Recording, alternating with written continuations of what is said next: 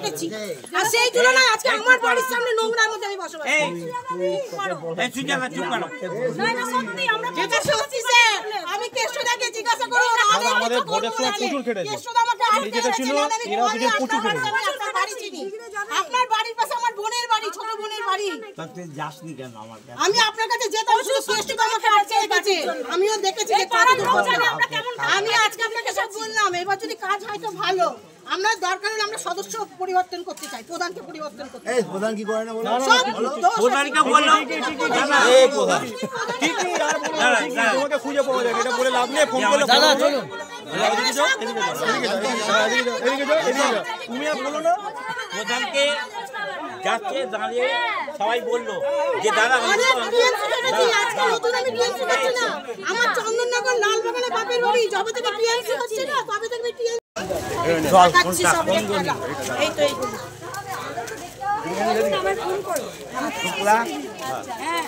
দেখুন কি অবস্থা, এদিকে রাস্তা মানে নিজের সম্পত্তি ফেলে নিয়েছে।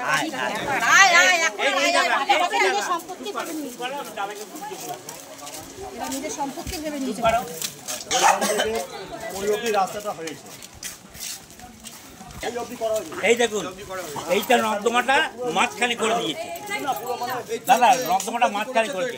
শম্ভুকে বলেছিলাম ওই ধার দিয়ে করতে, এই বাড়ির গা দিয়ে নর্দমা, এইটা সমস্ত নদীতে যেটা হয়ে গেছে এইখান থেকে ঘুরিয়ে দেবো, এখান থেকে ঘুরিয়ে দেবো, ঘুরিয়ে দিয়ে গা দিয়ে নিচে হবে।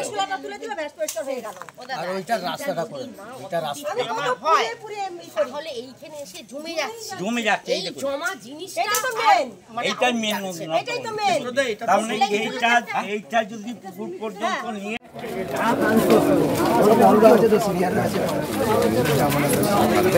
তোমরা কিছু বলবে? অসুবিধা কি? রাস্তা শুধু অসুবিধা,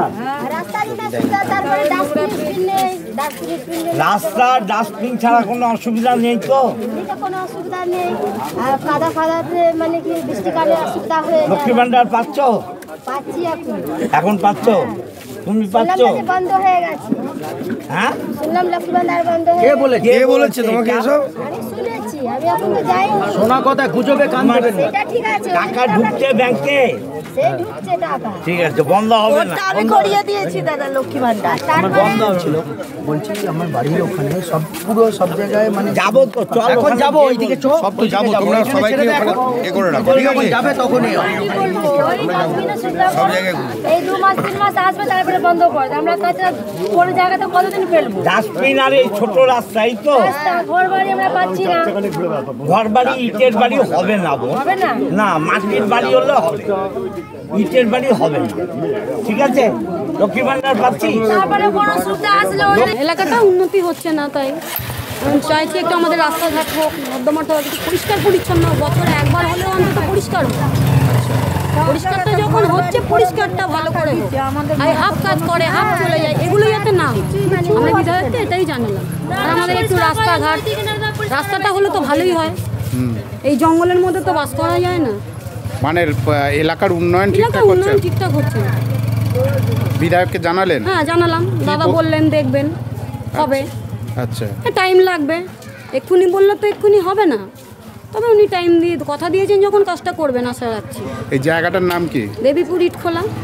আর আরো অনেক সদস্য ছিল বলছে একদিকটা হচ্ছে আর একদিকটা হচ্ছে। হ্যাঁ, এটা নিয়েই তো আমাদের এখানকার লোকের প্রবলেম, যে হাফ কাজ হচ্ছে, হাফ হচ্ছে না। মানে একটা অংশকে বঞ্চিত করা হচ্ছে। পাড়াটা তো একটাই, ইটখোলা তো একটাই, দুটো নয়। ইটখোলা গ্রাম, হ্যাঁ, একটা দিক হচ্ছে, একটা দিক হচ্ছে না। একটা দিক হচ্ছে না, কি কারণটা কি? সেটাই তো আমরাও জানতে চাইছি যে কারণটা কি। বিধায়ক বলেছেন কিছু, কি আশ্বাস দিলেন? হবে, কেন হচ্ছে না উনি দেখবেন। আচ্ছা, মূলত কি কি সমস্যা আছে এখানটা? সমস্যাটাই যে রাস্তা নেই, নর্দমা আছে, জল নেই, কল আছে, জল পড়ে না, অনেক সমস্যা। আচ্ছা, এগুলো কবে ঠিক হবে? খালি বলেই যায় হবে না, হবে না, হবে হবে। আমরাও আশা রাখছি, উনি কথা দিয়েছেন, নিশ্চয়ই কাজটা করবেন। আমি আপনার কাছে যেতাম, শুধু কেষ্টদা আমাকে আটকে রেখেছে। আমিও দেখেছি যে আমি আজকে আপনাকে সব বললাম। এবার যদি কাজ হয় তো ভালো। আমরা দরকার হলে আমরা সদস্য পরিবর্তন করতে চাই, প্রধানকে পরিবর্তন করতে চাই। এই প্রধান কি করে না বলো? প্রধানকে বললাম এই প্রধান ঠিক কি আর বলো, তোমাকে খুঁজে পাওয়া যায় এটা বলে লাভ নেই। ফোন করলে দাদা চলুন, তুমি আর বলো না। প্রধানকে যাচ্ছে দাঁড়িয়ে সবাই বললো যে দাদা অনেক টিএমসি করেছি, আজকে নতুন আমি টিএমসি করছি না। আমার চন্দননগর লালবাগানে বাপের বাড়ি, যবে থেকে টিএমসি হচ্ছে না তবে থেকে টিএমসি চল কোনটা কোন জন্য এই তো এইগুলো। কালকে আপনাদের আমি বলেছি যে মানুষের অভিযোগ আমাকে শুনতে হবে এবং সে অভিযোগের সত্যতা যাচাই করে কাজও করতে হবে। আমরা যে এইসব এলাকায় ভোটে পিছিয়ে পড়েছি এগুলো তো অস্বীকার করার আর জায়গা নেই, কারণ 24-এ তো আমরা হেরেছি এসব এলাকায়। তো এই হারের কারণ অনুসন্ধান করার জন্যেই আমার এই জনসংযোগ যাত্রা। আমি মানুষের কথা শুনছি, যারা পুরনো তৃণমূলের কর্মী, তৃণমূলের জন্য জীবন দিয়েছে, তারাও এখন ক্ষুব্ধ এলাকার কাজের পরিবেশের জন্য। আমি এগুলো দেখব। আমি 24 তারিখ পর্যন্ত পদযাত্রা করছি। সমস্ত এলাকার আমি যারা অভিযোগ করছে 2-4 জনের নাম ফোন নাম্বার নিয়ে যাব। আমি বাড়িতে বসে এই প্রকল্পগুলো রেডি করব। পঞ্চায়েতের অনেক বাধ্যবাধকতা আছে, আমার সঙ্গে পঞ্চায়েত সমিতির সভাপতিও আছে শুক্লা চ্যাটার্জি। কালকে থেকে পঞ্চায়েত সমিতির পূর্ত কর্মাধ্যক্ষ এবং বন ও ভূমি কর্মাধ্যক্ষ তাদেরও আমার সঙ্গে রাখব। আমি 24 তারিখের পর এই টোটাল প্রজেক্ট নিয়ে বসে জেলা পরিষদ পঞ্চায়েত সমিতির মাধ্যমে এই প্রজেক্টগুলো করে দেব। মানুষের ক্ষোভ আছে, দুঃখ আছে, যন্ত্রণা আছে।